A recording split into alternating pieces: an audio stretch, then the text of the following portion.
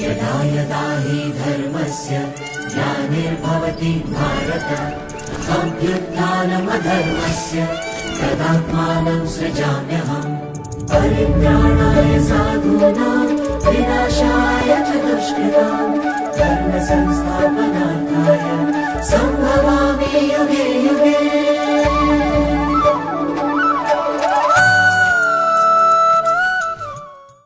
ओम ज्ञानतिमिरन्धस्य ज्ञानाञ्जनशलाकयां चक्षुरुन्मिलितं येन तस्मै श्रीगुरवे नमः। नमो विष्णुपादाय कृष्णपृष्ठाय भूतले श्रीमते भक्तिवेदान्त स्वामिनिति नामिने। नमस्ते सरस्वती देवे गौरवाणी प्रचारिणे निर्विशेषा शून्यवादी पाश्चात्य देशतारिणे। हे कृष्णा करुणा सिंधो दीनबंधो जगत्पते गोपेशा गोपिका कांत राधा कांत नमोस्तुते।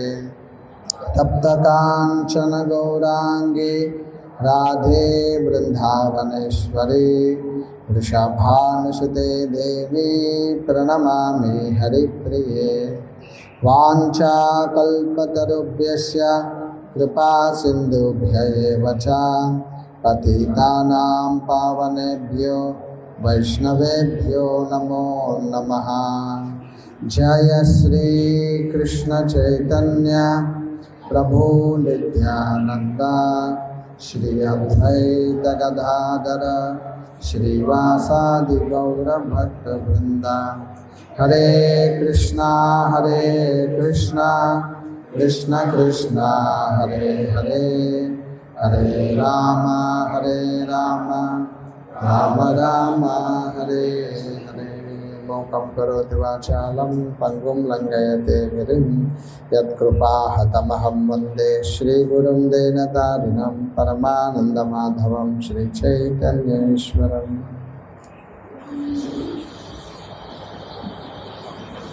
హరే కృష్ణ.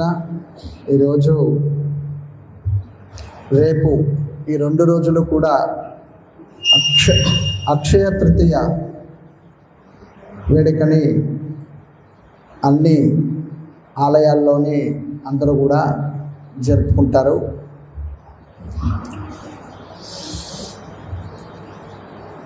మీ అందరికీ తెలిసిందే,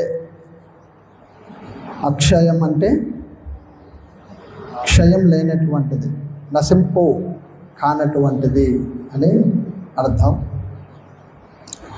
ఈరోజు చాలా విశేషమైనటువంటి రోజు.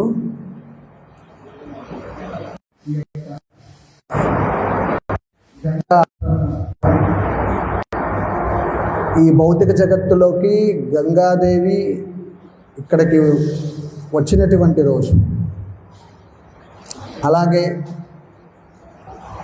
ద్రౌపది అమ్మవారికి సూర్య భగవానుడు అక్షయ పాత్ర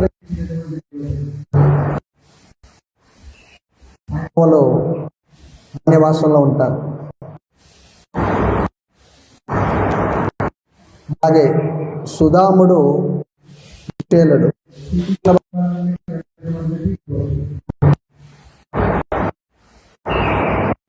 వ్యాసుల వారు శ్రీమద్ భాగవతాన్ని ఇతర గ్రంథాలను అన్నిటినీ కూడా అందించినటువంటిది, విఘ్నేశ్వరుడు ప్రారంభం చేసినటువంటిది ఈరోజు. మనకి అత్యంత ప్రియమైనటువంటి ధామం బద్రికాశ్రమం, బద్రీనాథ్ మందిరాన్ని ఆలయం తలుపులు ఈరోజు తెరచి ఈరోజు దీపదర్శనం చేస్తారన్నమాట. ఇలా ఎన్నో విశేషాలు మనకి ఈ అక్షయ తృతీయ రోజు ఉన్నాయన్నమాట.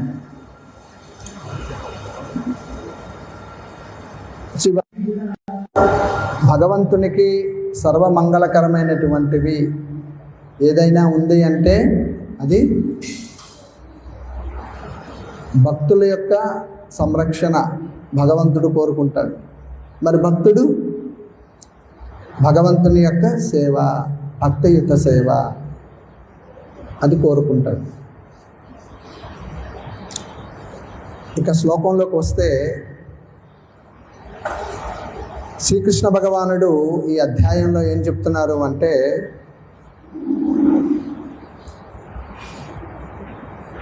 ఈ అధ్యాయంలో గురుపుత్రుణ్ణి రక్షించేటువంటి అధ్యాయం ఇది. శ్రీమద్ భాగవతము 10వ స్కంధంలో 45వ అధ్యాయం.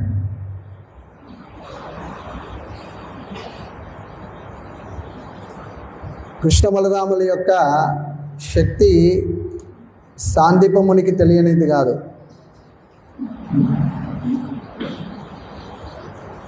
ఎప్పుడైతే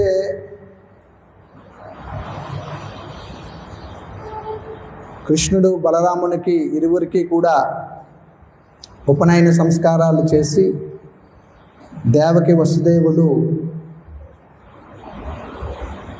కిషోరావస్థలో ఉన్నటువంటి కృష్ణ బలరాములు ఇరువురికి కూడా ఈ యొక్క సంస్కారాలన్నీ కూడా చేసి గురుకులంలోకి పంపడం జరుగుతుంది. అయితే కృష్ణుడు బలరాముడు ఇద్దరు కూడా 64 రోజుల్లో 64 కళలు నేర్చుకున్నారు. ఎందుకంటే ఆ కళలన్నీ కూడా ఇచ్చిందే కృష్ణుడు. మనకి కృష్ణుడు గురువుని ఆశ్రయించడం అనేటువంటి ఒక చక్కటి ఉపమానాన్ని మనకిస్తున్నాడు. ఆధ్యాత్మిక చింతన మనకి కలగాలి అంటే గురువు తప్పనిసరి. గురువుని మనం ఆశ్రయించాలి అన్నటువంటి విషయాన్ని మనకి కృష్ణుడు స్వయంగా సాందీపముని ఆశ్రమంలో విద్యార్థి వృత్తాంతాన్ని వృత్తాంతం ద్వారా మనం తెలుసుకోవచ్చు.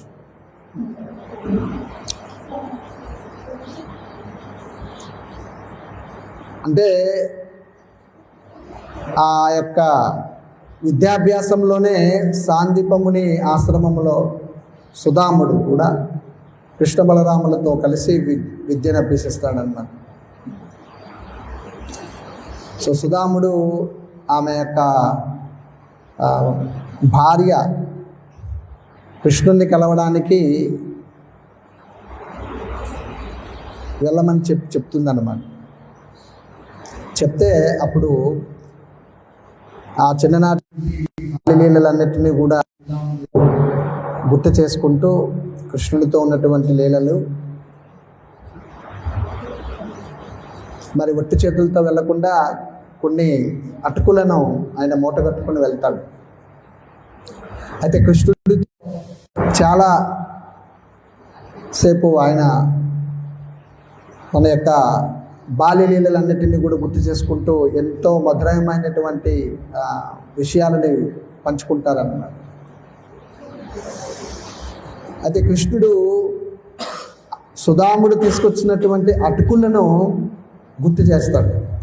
అతనికి ఇవ్వడానికి కూడా మనస్సు అంగీకరించదు సుధామునికి.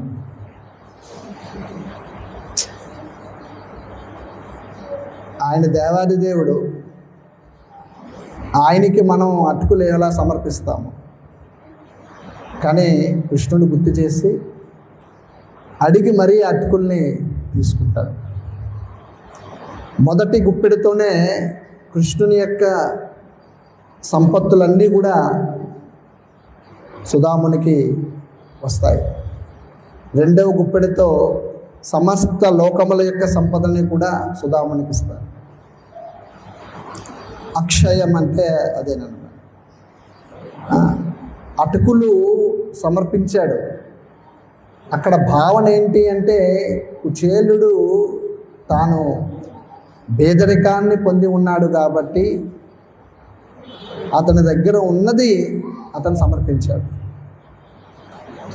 అట్లని చెప్పి అందరినీ అటుకులు పెట్టమని కాదండి, లేదా కృష్ణునికి అటుకులు ప్రియమని కాదు. భగవద్గీతలో కృష్ణుడు ఏమంటున్నారు, యక్కరోషి యదాశ్నాసి యజ్జుహోషి దదాతి యత్ తపస్ససి కౌంతేయ తత్పురుష్వమదర్పణం. ఏ యజ్ఞమనరించినా, ఏ దానమనరించినా, ఏ తపమునాచరించినా తత్కురుష్వమదర్పణం, నాకు అర్పించండి.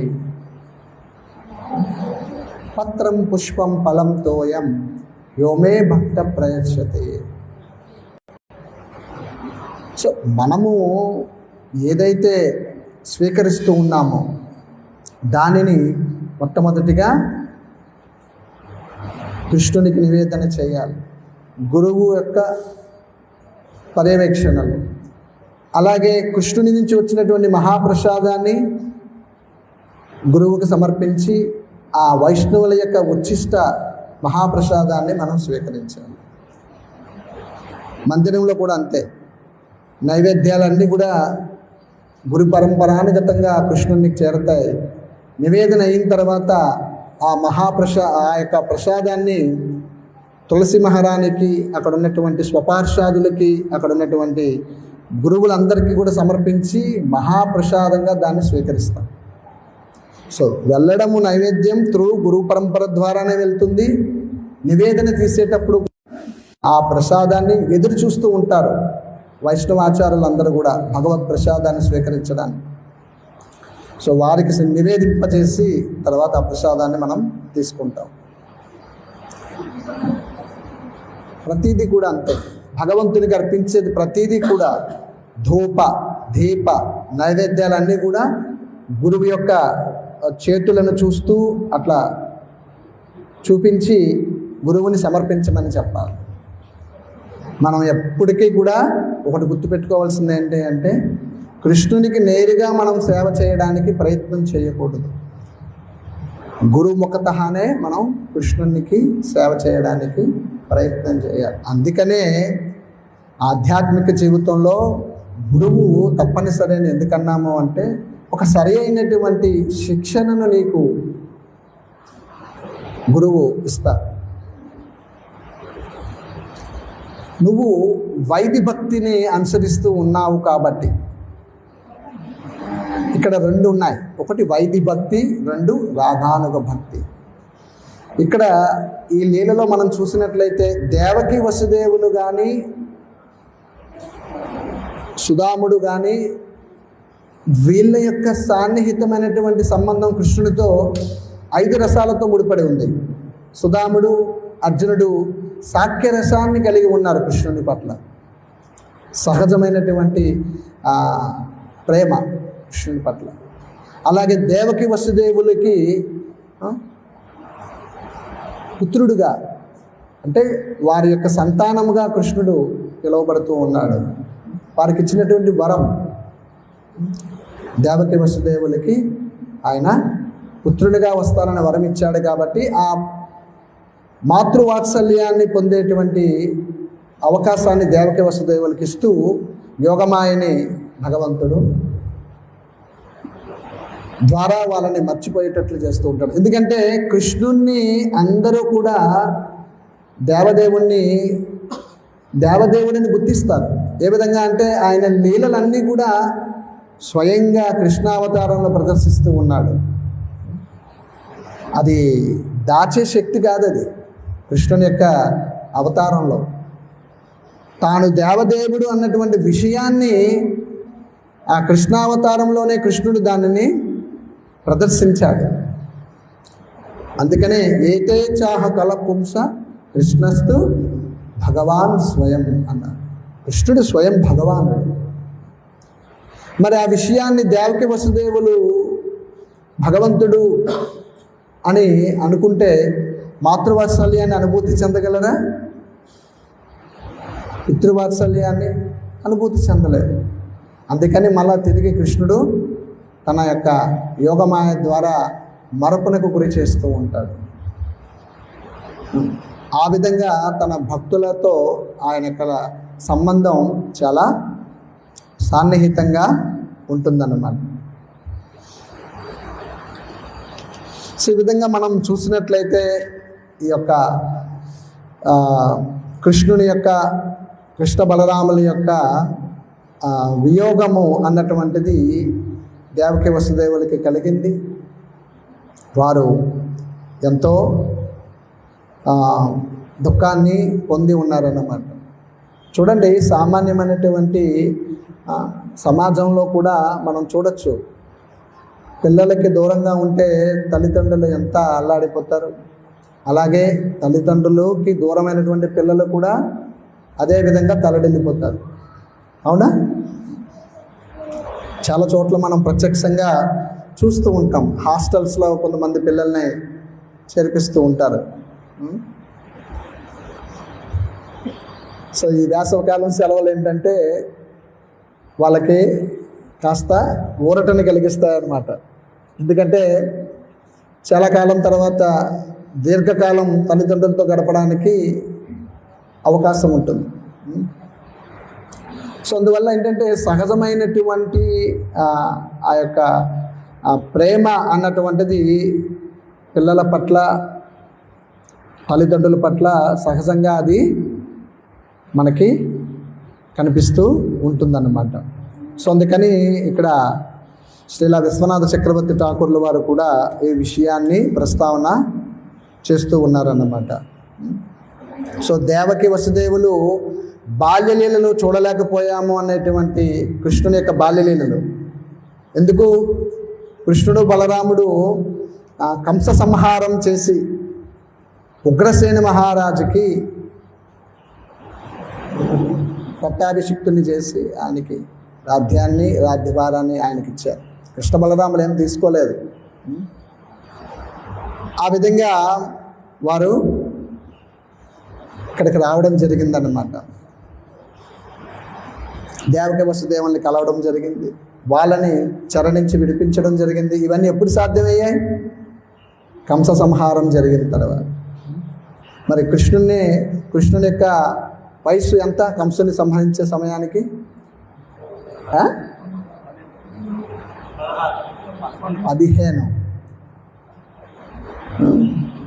15 సంవత్సరాలు అన్నమాట.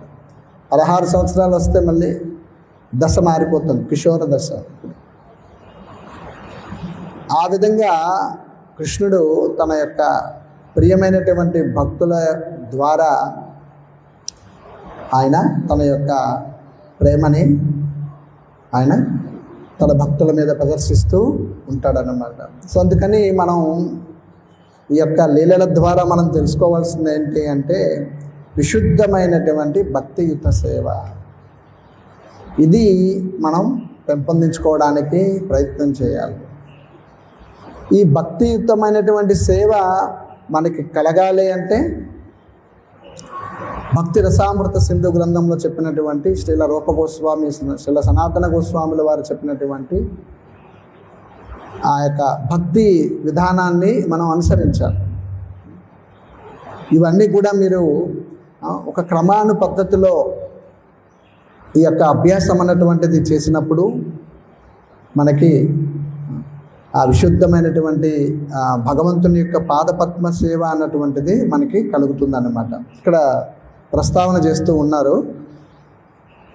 కౌమారం పంచమాబ్దాంతం పౌగండం దశమావధి కైశోరం ఆ పంచదశాద్యోవనం తూ తతః పరం. 5 ఏండ్ల వరకు కౌమారావస్థ, 10 ఏండ్ల వరకు పౌగండ అవస్థ, 15 ఏండ్ల వరకు కిషోరావస్థ. తర్వాత వ్యక్తి యవ్వనవంతుడగునని తెలియబడును. ఈ శ్లోకము మనకి తెలియజేస్తూ ఉంది. శ్రీకృష్ణ బలరాములతో 11 సంవత్సరములు అజ్ఞాతములో గడిచిపోయినవి. ఉద్ధవుడు పలికిన వాక్కులను అనుసరించి కంసుని వధించినప్పుడు కృష్ణుని వయస్సు అంతే, కేవలము 11 సంవత్సరములు. 11 సంవత్సరములు, 11 అంటే 11 సంవత్సరాలు. కృష్ణ బలరాములు వ్రజభూమిలో ద్విజత్వమును పొందలేదు కనుక మధురకు పోవు వేళకు వారి కిషోరావస్థ ఆరంభమయ్యనని కానీ పూర్తి కాలేదు. అంటే కిషోరావస్థ ప్రారంభమైంది కానీ 15 సంవత్సరాలతో పూర్తవుతుంది. ఆ మధ్య వారు ఉన్నారన్నమాట. అందుకనే దేవకి వసుదేవులు ఉపనయన సంస్కారాలన్నీ కూడా వారు చేయించి గురుకులంలోని విద్యాభ్యాసానికి కృష్ణ బలరాముల్ని చేర్పించడం జరిగిందన్నమాట. సో కృష్ణునికి విద్యాభ్యాసమా? అఖిలాండకోటి బ్రహ్మాండ నాయకుడు ఆ శ్రీమన్నారాయణుడే ఆ శ్రీకృష్ణ భగవానునికి ప్రణామాలు అర్పిస్తాడు. ఎందుకని? వైకుంఠానికి పైన ఉంది గోలోక బృందావనం, అవునా? మరి అత్యున్నతమైనటువంటి గోలోక బృందావనానికి నారాయణుడు శ్రీమన్నారాయణుడు కూడా శ్రీకృష్ణుని వద్దకు వెళ్తూ ఉంటాడు. ఈ ప్రస్తావాన్ని మనం శ్రీ పురుషోత్తమ అధిక మాసంలో మనం చూసాం. సాక్షాత్తు శ్రీమన్నారాయణుడు ఈ అధిక మాసాన్ని తీసుకుని గోలోక బృందావనానికి వెళ్తాడు. వెళ్ళి కృష్ణునితో ఆయన ఈ యొక్క అధిక మాసం యొక్క కష్టాలన్నీ కూడా తెలియజేసినప్పుడు శ్రీకృష్ణ భగవానుడు ఈ అధిక మాసానికి తనతో సమానమైనటువంటి శక్తులన్నీ కూడా అధిక మాసానికి ప్రసాదించి చైత్రము నుంచి పాల్గొనం వరకు ఉన్నటువంటి అన్ని మాసాలకి కూడా ఈ అధిక మాసాన్ని ఉత్తమమైనటువంటి మాసంగా ప్రకటిస్తాడు భగవంతుడు. సో అందుకనే అధిక మాసానికి శ్రీ పురుషోత్తమ మాసం అని పేరు రావడం జరిగింది. సో మే 15వ తారీఖు నుంచి జూన్ 16వ తారీఖు వరకు 31 రోజుల పాటు ఈ యొక్క శ్రీ పురుషోత్తమ అధిక మాసం అన్నటువంటిది ఒక చక్కగా అది జరుగుతుంది. భక్తులందరూ ఉత్సాహంగా ఉండడం, ప్రతిరోజు నదీ స్నానము, క్రమం తప్పకుండా నేతి దీపంతో హారతి, స్వామివారికి తులసి దళాలతో పుష్పాలతో ప్రతిరోజు కూడా పూజ చేయడం శ్రీకృష్ణ భగవానునికి.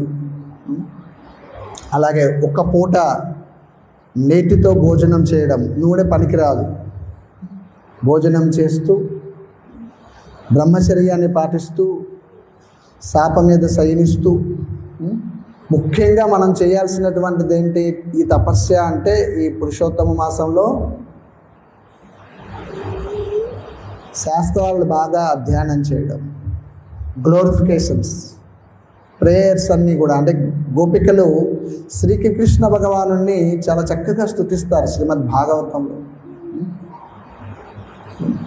30 శ్లోకాలు ఏమో ఉన్నాయి అవి. ఆ గోప్య ఉవాచ ఆ ప్రార్థనలన్నిటినీ కూడా, ప్రేయర్స్ అన్నీ కూడా చదవడం. అలాగే భగవద్గీతలో 15వ అధ్యాయం శ్రీ పురుషోత్తమ యోగాన్ని అధ్యయనం చేయడం, గజేంద్ర మోక్షం, కుంతి మహారాణి ప్రార్థనలు, ఇవన్నీ కూడా ఈ ప్రేయర్స్ అన్నీ కూడా మనం ఆ యొక్క పురుషోత్తమ మాసంలో అవన్నీ కూడా మనం చేయాలి. అలాగే ఎక్కువ మాలలు జపం చేయడం, అనవసరమైనటువంటి సమయాన్ని మనం వెచ్చించకుండా, కాలయాపన చేయకుండా ప్రతి క్షణాన్ని విలువైనదిగా మనం భావించి దాన్ని వినియోగించుకోవాలి. దాని ద్వారా మనం ఆ శ్రీకృష్ణ భగవానునికి యొక్క అచంచలమైనటువంటి భక్తి మనం పొందేదానికి వీలవుతుందన్నమాట.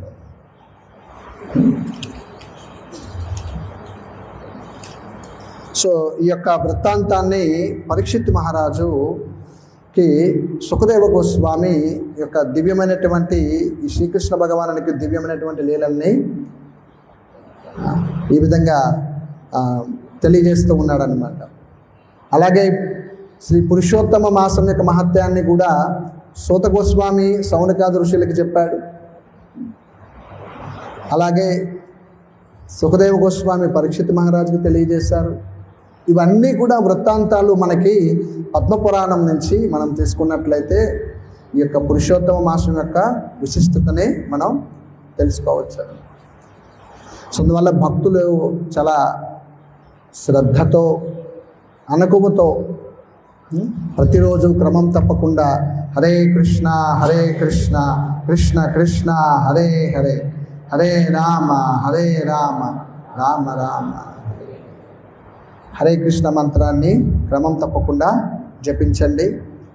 అలాగే మీరందరూ కూడా ఈ 21 రోజుల పాటు జరిగేటువంటి అక్షయ తృతీయ యొక్క వేడుక ఈరోజు చందనోత్సవం ప్రారంభమయ్యి 21 రోజుల పాటు ఈ వేసవి కాలం యొక్క వేడిమిని ఏదైతే ఉందో ఆ వేడిమిని స్వామికి తగలకుండా చల్లదనాన్ని ఇవ్వడం కోసం ఈ యొక్క చందనాన్ని అర్పిస్తారు. సో మీరందరూ కూడా స్వామివారికి చందనాన్ని సమర్పించండి.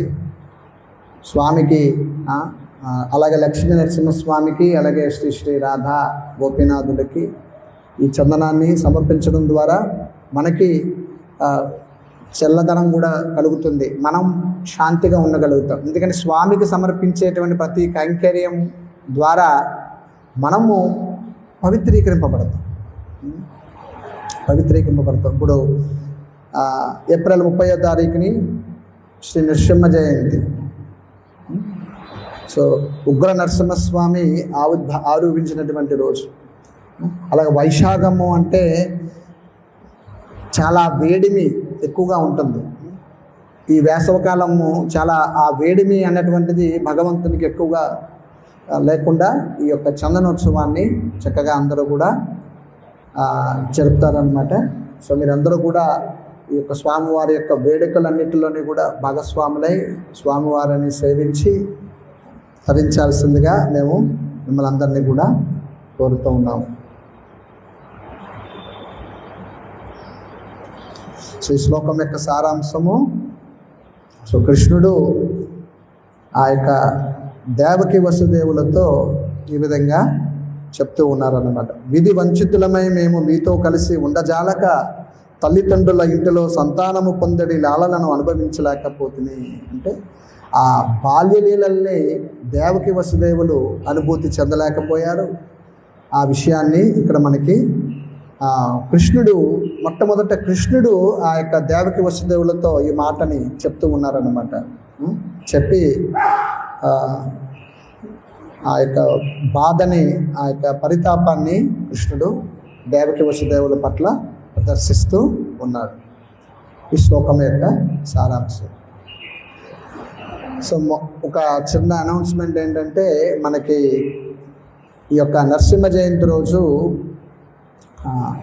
ఎవరైతే గురువాశ్రయాన్ని పొందాలని కోరుకుంటూ ఉన్నారో వారికి ఆ రోజు షెల్టర్, గురువు యొక్క రక్షణలోకి మీరు వచ్చినట్లు అన్నమాట.